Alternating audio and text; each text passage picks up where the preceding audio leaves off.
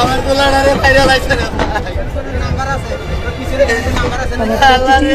কর্মের নিন্দা জানাই।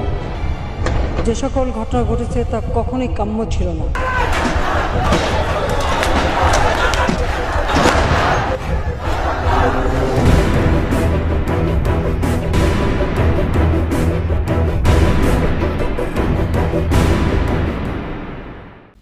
কিছু শিক্ষার্থীর কাছে হার মানল গোটা দেশের নিয়ম কানুন থেকে প্রশাসন ব্যবস্থা। ছাত্রছাত্রীদের আন্দোলনের কাছে মাথা ঝোঁকাতে হলো প্রশাসনকে, দেখিয়ে দিল গোটা বিশ্বকে স্টুডেন্ট পাওয়ার।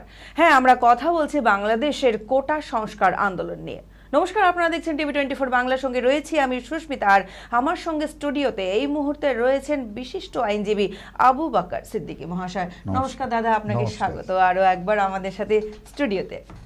প্রাথমিকভাবে সরকারি চাকরিতে নিয়োগের জন্য ঐতিহ্যবাহী কোটা ভিত্তিক ব্যবস্থা পুনর্গঠনের উপর দৃষ্টি নিবদ্ধ করা হয়েছিল। চলমান সরকার বিরোধী প্রতিবাদ, যার নেতৃত্বে সরকারি ও বেসরকারি বিশ্ববিদ্যালয়ের ছাত্ররা। আমাদের আজকের এই টক শোয়ে সম্পূর্ণ কিন্তু এই বিষয়ে আমরা দেখতে পাই 2024 সালের জুলাই মাসে ঢাকার শাহবাগে ছাত্রদের বিক্ষোভ শীর্ষ থেকে ঘড়ির কাঁটার দিকে। অনেকগুলি পর্যায়ে আমরা, বিশেষত দুটি পর্যায়ে আমরা এই আন্দোলনকে দেখতে পাই।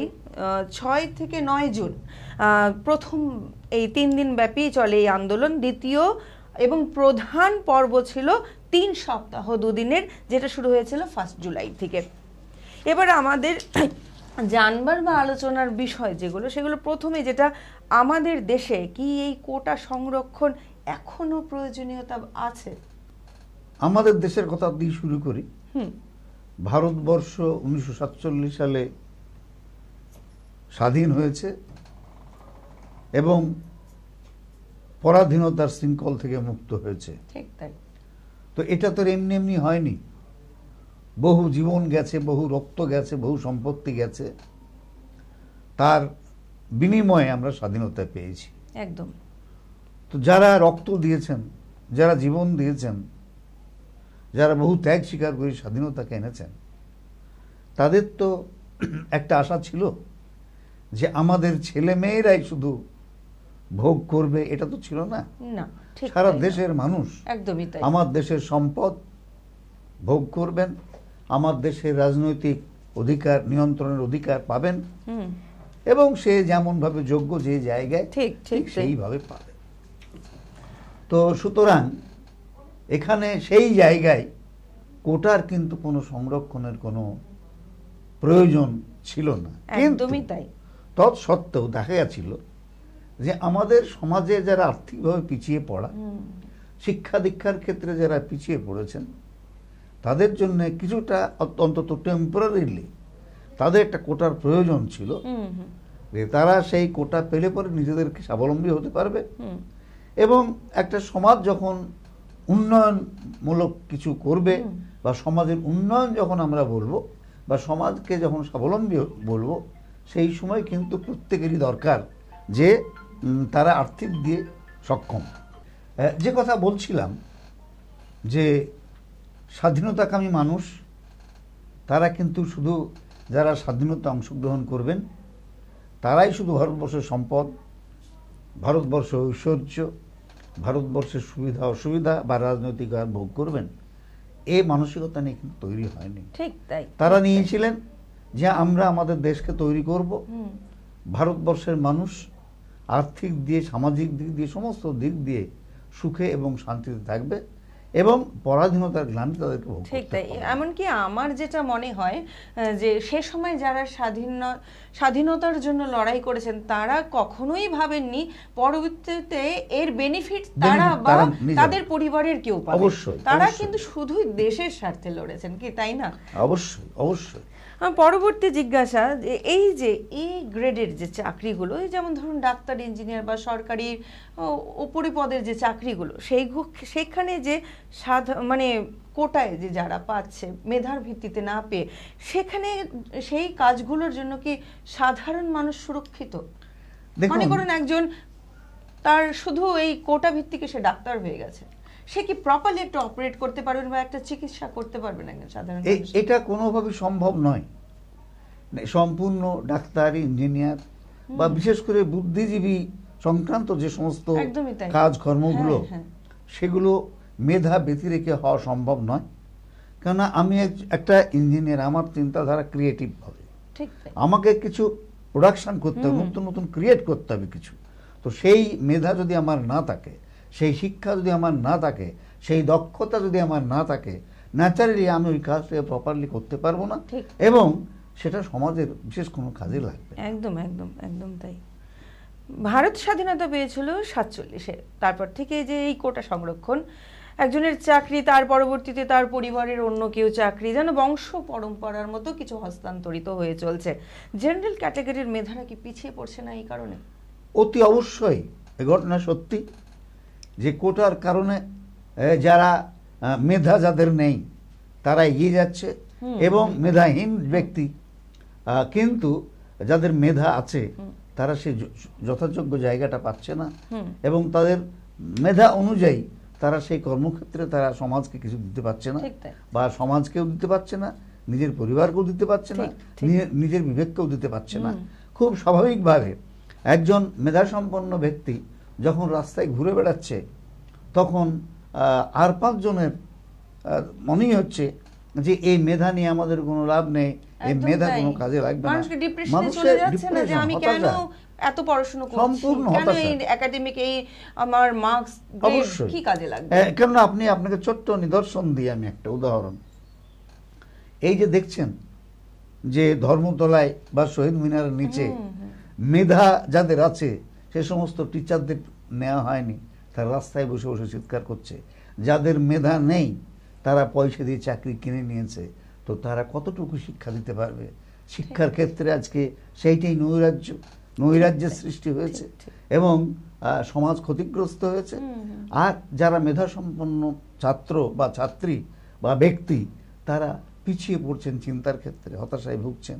আপনি যে কথা বললেন যে মেধার ভিত্তিতে যদি সে তার যোগ্যতা অনুযায়ী যদি কোনো কাজ করতে সে না পারে, যেমন সে নিজে পিছিয়ে পড়ছে, যেমন সে তার পরিবারকে সাপোর্ট না করতে পারে, তার পরিবার একটা পিছিয়ে যাওয়ার জায়গায় চলে গেছে, তেমন ভাবেই কি আমাদের দেশ অগ্রগতির পথে পিছিয়ে পড়ছে না? অবশ্যই পিছিয়ে পড়ে। যেটা বললাম যে মেধাহীন একজন ব্যক্তি তিনি সমাজকে যা দিতে পারবেন, তিনি দেশ কাজ দিতে পারবেন, তার থেকে অনেক বেশি মেধা সম্পন্ন ব্যক্তি দিতে পারবে, এবং কাজ এবং কর্মের মধ্যে দিয়ে দেখা যাবে অনেকটা উন্নয়নমূলক ক্রিয়েটিভ। সমাজের উন্নয়ন করতে গেলে উপযুক্ত ব্যক্তিকে উপযুক্ত জায়গায় ব্যবহার করতে হবে, সেটা হচ্ছে না আমাদের।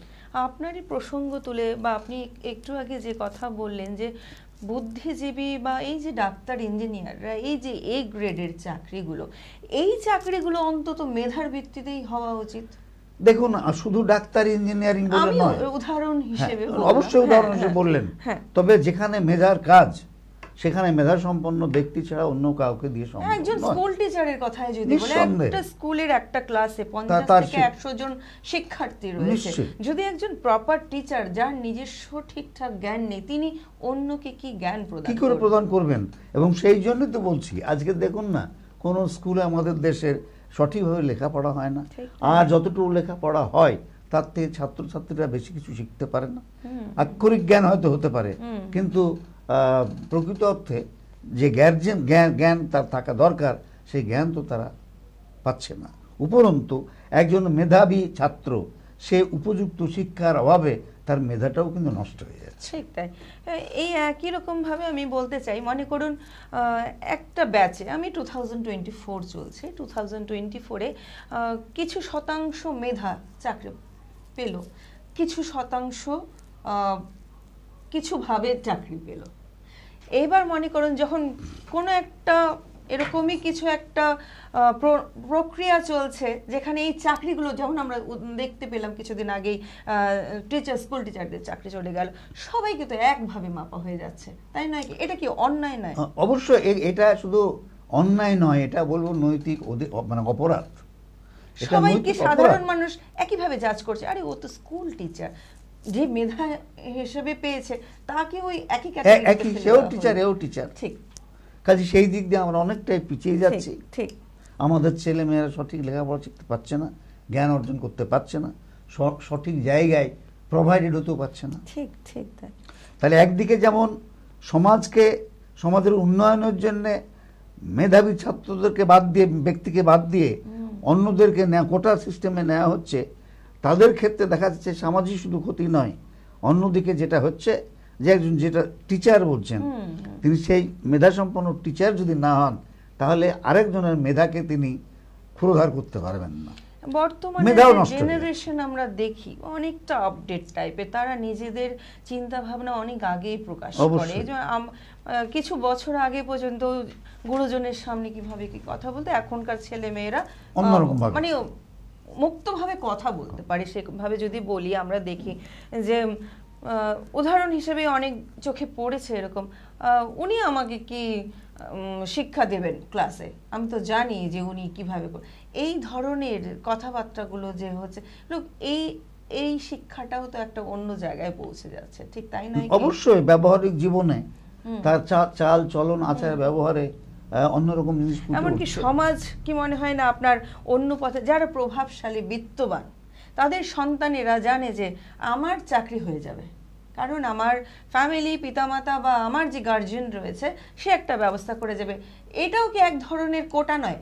অবশ্যই অবশ্যই, এটা একটা কোটা। সেটাও বলছি যে এক কাগজে কলমে কোটা, দুই হচ্ছে অর্থনৈতিক অসততার মধ্যে দিয়ে বা ঘুরপথে একটা জায়গায় চাকরি পাওয়া বা কাজ পাওয়া, সেটা তো নিঃসন্দেহে তাই। ঠিক। এই যে কোটা আন্দোলনে আমরা যা দেখলাম, যে যেভাবে শিক্ষার্থীরা আন্দোলন করলো, আর তারপরে যেটা রেজাল্ট দাঁড়ালো যে শিক্ষার্থীর কাছে প্রশাসন, সরকার মাথা নত করতে বাধ্য হলো, এই কারণে কি এটা কি মনে হয় কার জয় হলো? সেটা কি অন্য কোনো দেশকে অন্য কোনোভাবে প্রভাবিত করবে? দেখুন, বাংলাদেশে যে ঘটনাটা ঘটেছে এবং সারা পৃথিবীতে যখনই কোনো আন্দোলন শুরু হয়েছে, কিন্তু তার শুরুয়াত হয়েছে ছাত্র আন্দোলনের মধ্যে দিয়ে। তাই যে কোনো জিনিসের বিষয়টা হচ্ছে আন্দোলন বলুন, বিক্ষোভ বলুন, সমাবেশ বলুন, তার প্রাথমিক স্তর এবং শিশু স্তর হচ্ছে ছাত্র আন্দোলন থেকে। এই ছাত্র আন্দোলন থেকেই কিন্তু বিভিন্ন দেশ উপকৃত হয়েছে, দেশে বিপ্লব নিয়ে এসছে, দেশের অর্থনৈতিক সামাজিক কাঠামোকে পরিবর্তন করে দিয়েছে। এবং এইটা সব থেকে বৃহত্তম ঘটনা আজকের দিনে, যে বাংলাদেশের ছাত্রছাত্রীরা আন্দোলনের ফলে, কোটা বিরোধী আন্দোলনে যে পথ দেখালো, সারা বিশ্ব কিন্তু তাদেরকে অনুসরণ করবে। ভারত বা অন্যান্য দেশগুলো কি এই পরবর্তীতে এই একই পদক্ষেপ নিতে বাধ্য হবে কি বলে মনে হয়? আপনি দেখুন না, এই যে বাংলাদেশের ছাত্রছাত্রীরা যে ছাত্র আন্দোলন করলো এবং তার দুর্বার গতিতে এগিয়ে গেল, তারা নিজেরা চিৎকার করে বলছে আমরা রক্ত দিতে প্রস্তুত আছি, কিন্তু আমরা এই কোটা বিরোধী আন্দোলন থেকে আমরা বাইরে যাব না। এবং ঠিক সেইভাবে কিন্তু তারা রক্ত দিচ্ছে। অসংখ্য ছাত্রছাত্রী তারা কিন্তু প্রাণ দিল, এবং তার হাওয়া আজকে দেখুন যাদবপুর বিশ্ববিদ্যালয়ের ছাত্রছাত্রীরা কিন্তু সেই কোটা বিরোধী আন্দোলনের সমর্থনে মিছিল বের করছে। আজকে আপনি যাদবপুর দেখবেন, কালকে কলকাতায় দেখবেন, এইভাবে সারা ভারতবর্ষ।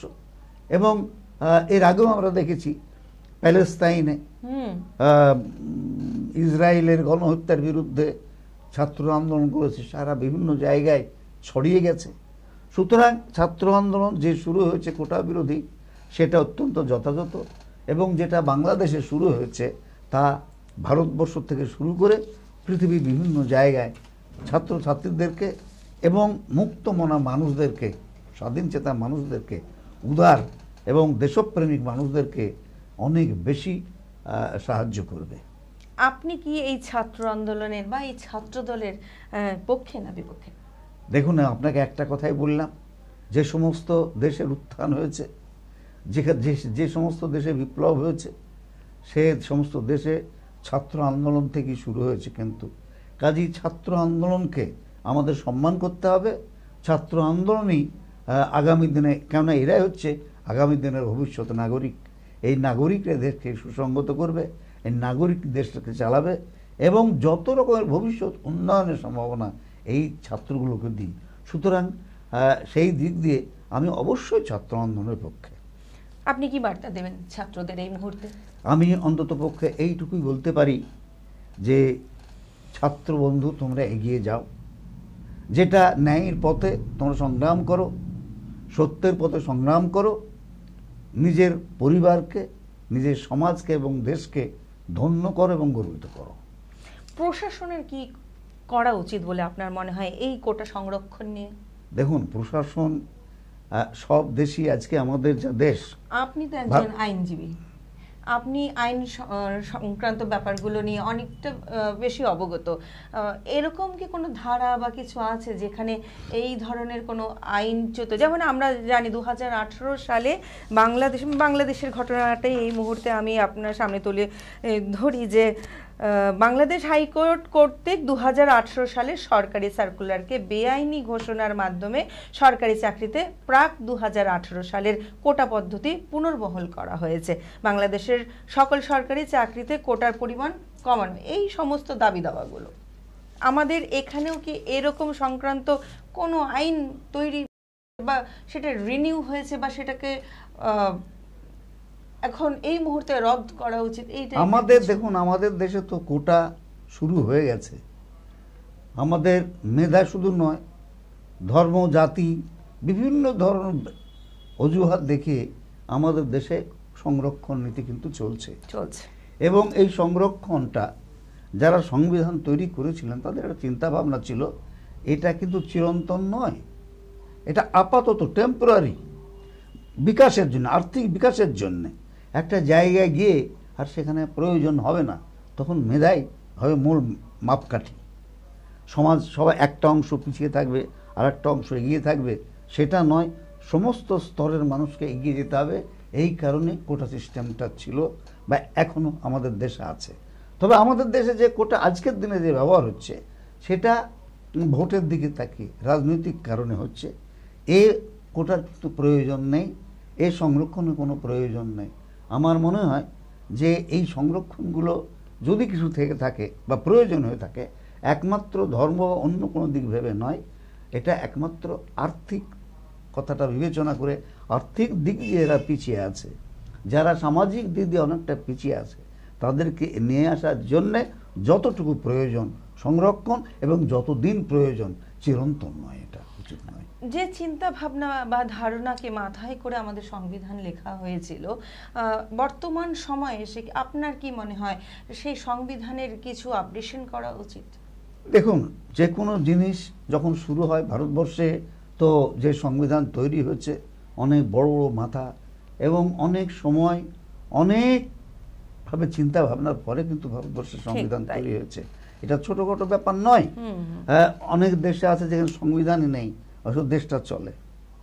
আমাদের দেশে একটা সংবিধান আছে, এবং আমাদের এই সংবিধানটাকে আমরা মনে করি, যারা মুসলিম তারা কোরআনকে যেমন ধর্মগ্রন্থ মানে, খ্রিশ্চানরা যেমন বাইবেল, হিন্দুরা যেমন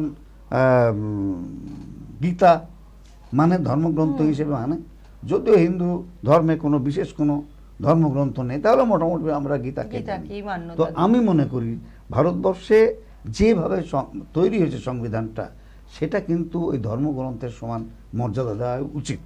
তবে একটু মানুষ তৈরি করা তো, সুতরাং এর বিভিন্ন সময়ে সামাজিক প্রয়োজনে, বাস্তবতার দিকে তাকিয়ে অনেক সময় পরিবর্ধন সংশোধনের প্রয়োজন হয়ে থাকে। আমাদের দেশও ঠিক সেভাবে পরিবর্ধন বা হচ্ছে, সংশোধন হচ্ছে না তা নয়।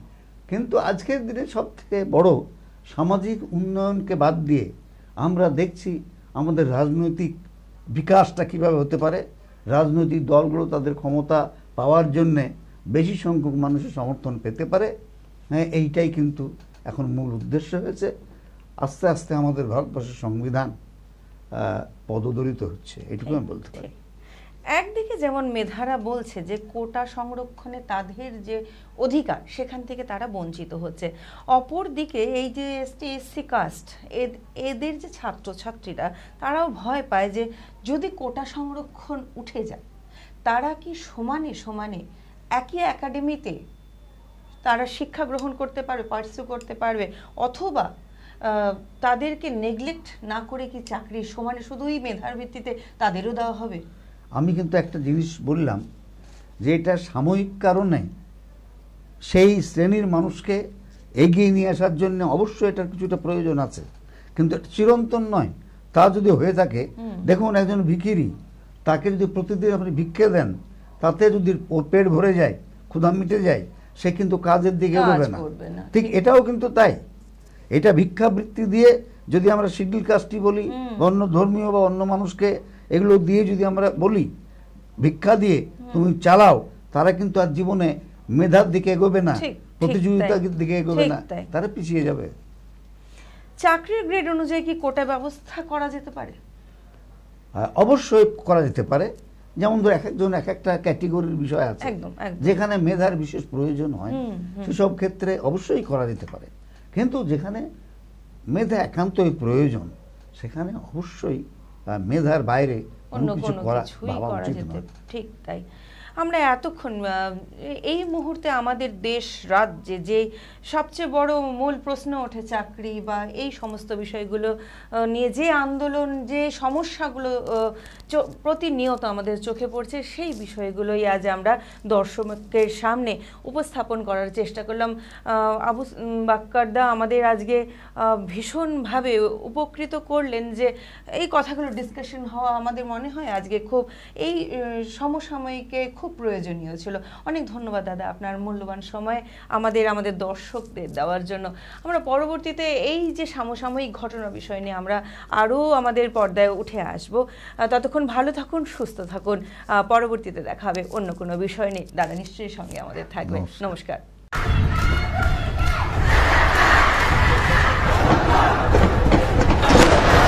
আমার গোলাডারে বাইরে লাইছে না। কর্মের নিন্দা জানাই। যে সকল ঘটনা ঘটেছে তা কখনোই কাম্য ছিল না।